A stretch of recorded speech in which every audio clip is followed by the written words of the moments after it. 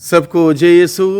प्रभु यीशु क्रिस्त में प्यारे भाइयों बहनों, आज बुधवार है, सितंबर की 13 तारीख है और आज के दिन में प्रभु का वचन हम सबों के लिए मुख्य रूप से धार्मिकता के मार्ग में चलना कैसे है और चलने वालों के साथ क्या हो सकता है, किस प्रकार की चुनौती या संकट आ सकते हैं, इन सभी बातों को लेकर प्रभु अपने वचनों के द्वारा हम सबों से बातें करता है।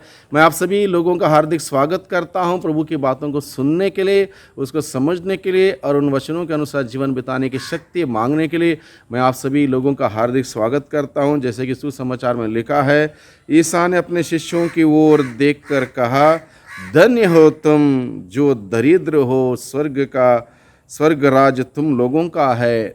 धन्य हो तुम जो अभी भूखे हो, तुम तृप्त किया जाओगे। धन्य हो तुम। इस प्रकार से प्रभु ने बार बार अपने शिष्यों को कहा, धन्य हो तुम, भूखे हो, प्यासे हो, धार्मिकता के कारण अत्याचार सहते, संकट सहते, ये सभी बातों को लेकर प्रभु ने अपने शिष्यों से बातें की।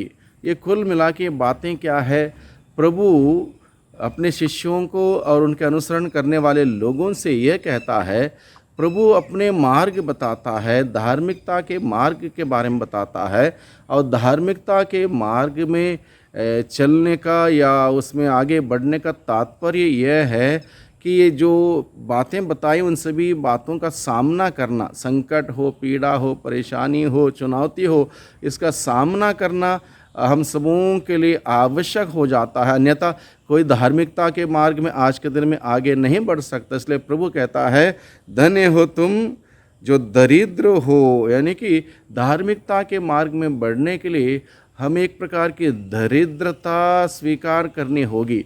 सुख समृद्धि ऐश आराम की ज़िंदगी धार्मिकता का मार्ग नहीं हो सकता। धार्मिकता के मार्ग में आगे बढ़ने के लिए एक प्रकार की दरिद्रता, यानी कि वो सादगी, एक प्रकार से हम कह सकते हैं सिंप्लिसिटी, बिना कुछ सुविधा के, बिना कुछ दुनिया की चीज़ों के उस सपोर्ट के बगैर हमें धार्मिकता के मार्ग में चलना है। इसलिए प्रभु कहता है, धन्य हो तुम दरिद्र हो, तुम तृप्त, स्वर्ग राज्य उन लोगों का है जिसके पास कुछ नहीं है। उनके लिए स्वर्ग राज्य उन लोगों का है जो दरिद्रता के साथ जीवन बिताते हैं। दूसरी बात प्रभु कहता है, धन्य हो तुम जो अभी भूखे हो। भूख प्रभु के वचनों के लिए, प्रभु के स्पर्श के लिए, प्रभु के आशीषों के लिए, प्रभु को ग्रहण करने की, प्रभु के संगति में बैठने की एक भूख और प्यास जिसके अंदर है, वही धार्मिकता के मार्ग में आगे बढ़ सकते। इसलिए प्रभु ने कहा, धन्य तुम भूखे हो, तुम तृप्त किए जाओगे। और मनुष्य को प्रभु के अलावा, ईश्वर के अलावा कोई तृप्त नहीं कर सकता। नोबडी कैन सेटिस्फाई अस।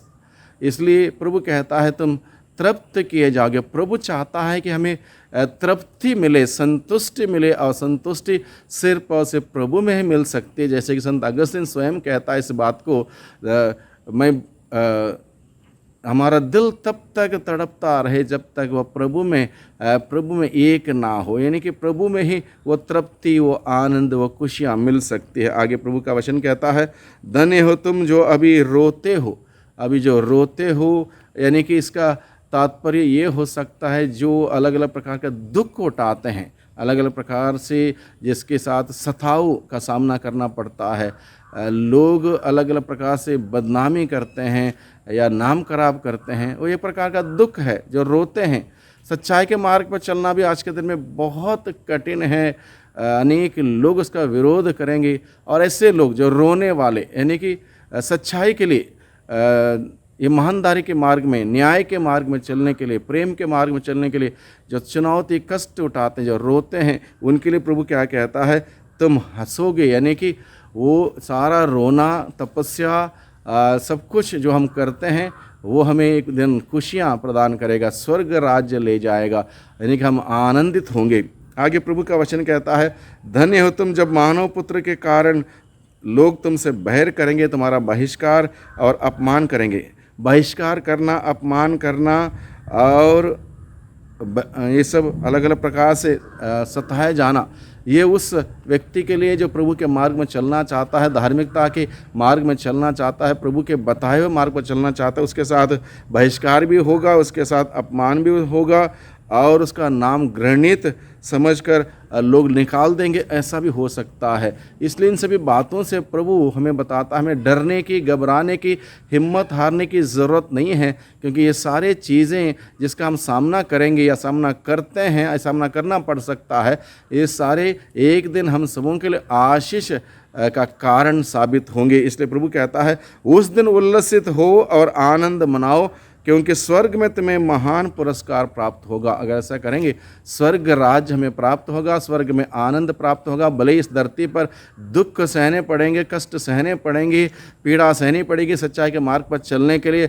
हमें सताया जा सकता है, प्रभु को मानने के लिए हमें पीड़ित किया जा सकता है, लेकिन प्रभु कहता है स्वर्ग राज्य मिलेगा और उस दिन हमें आनंद प्राप्त होगा। इसलिए हम लोग अपने जीवन में जो कठिनाई, जो चुनौतियाँ, जो परेशानियाँ हमारे जीवन में आती है, इससे हम परेशान ना हो, विचलित ना हो, हम पीछे ना हटें, हम आगे बढ़ें बुलंद इरादों के साथ। और प्रभु का ये वचन हम सबों को आगे बढ़ने के लिए हिम्मत और साहस देते रहें। आगे प्रभु का वचन कहता है स्वर्ग में तुम्हें महान पुरस्कार प्राप्त होगा। उनके पूर्वज नबियों के साथ ऐसा ही किया करते थे। धिक्कार तुम्हें, उसके बाद प्रभु का धिक्कार तुम्हें जो धनी हो, तुम अपना सुख चैन पा चुके हो। धिक्कार तुम्हें जो अभी तृप्त हो, तुम भूखे रहोगे। धिक्कार तुम्हें जो अभी हंसते हो, तुम शोक मनाओगे और रोओगे। धिक्कार तुम्हें जब सब लोग तुम्हारी प्रशंसा करते हैं। तो यानी कि इस धरती की बात, लोग आपकी प्रशंसा करेंगे, आपकी वाह करेंगे, ताली पीटेंगे, अनेक बात, ये दुनिया की बातें, 4 दिन की बातें, लोग 4 दिन आपके साथ वाह करेंगे।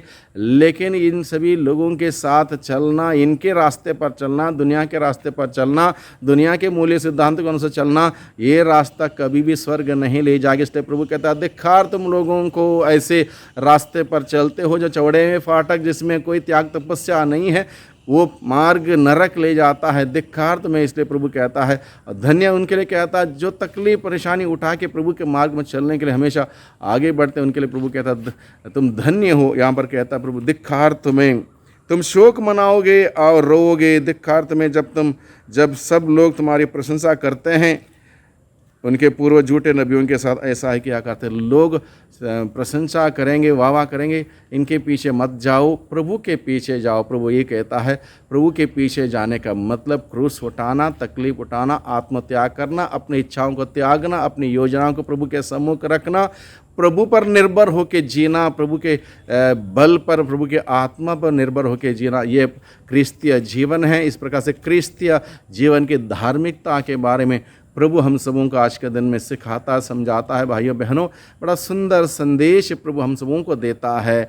हम कभी भी निराश ना हो, कुछ तकलीफ उठाना पड़ जाए उठाएं, थोड़ा कष्ट उठाना पड़ जाए उठाएं, क्योंकि ये सब कुछ हमारे लिए फ़ायदेमंद साबित होगा एक दिन, जब इस दुनिया की ज़िंदगी समाप्त हो जाएगी, हमारे लिए स्वर्ग का द्वार खुल जाएगा। स्वर्ग में हम लोग आनंद मनाएंगे, खुशियाँ मनाएंगे, ईश्वर की उपस्थिति में रहेंगे, ईश्वर के सानिध्य में रहेंगे। यही बात प्रभु आज के दिन में हम सबों को बताता है। इसलिए प्रभु को धन्यवाद है सुंदर वचनों के लिए। इन सुंदर वचनों के अनुसार जीवन बिताने की शक्ति, सामर्थ्य हम आज के दिन में मांगे। आइए हम प्रार्थना करें। सर्वशक्तिमान पिता परमेश्वर, आपने हम सबों के सामने सुंदर वचन रखते हुए हम सबों को सिखाया है कि किस प्रकार की ज़िंदगी हमें जीना चाहिए। इस दुनिया में हम ऐश आराम के पीछे ना आएँ, दुनिया के सुख सुविधा के पीछे ना भागें, दुनिया के मोह माया के पीछे ना भागें, बल्कि प्रभु उन सबों को त्यागते हुए आपके बताए हुए मार्ग पर चलने के लिए सदा ही हम तत्पर रहें, तैयार रहें और उसी में अग्रसर होते रहें, जिससे कि प्रभु हम सबों को स्वर्गीय सुख और स्वर्गीय आनंद मिलता रहे। इस दुनिया में रहते हुए आपकी आशीष और बरकत, आपका बल हम सबों को मिलता रहे। ऐसा जीवन बिताने की शक्ति, सामर्थ्य में प्रदान कर दुआ करते हैं उद्धारकर्ता यीशु मसीह के नाम से, आमीन।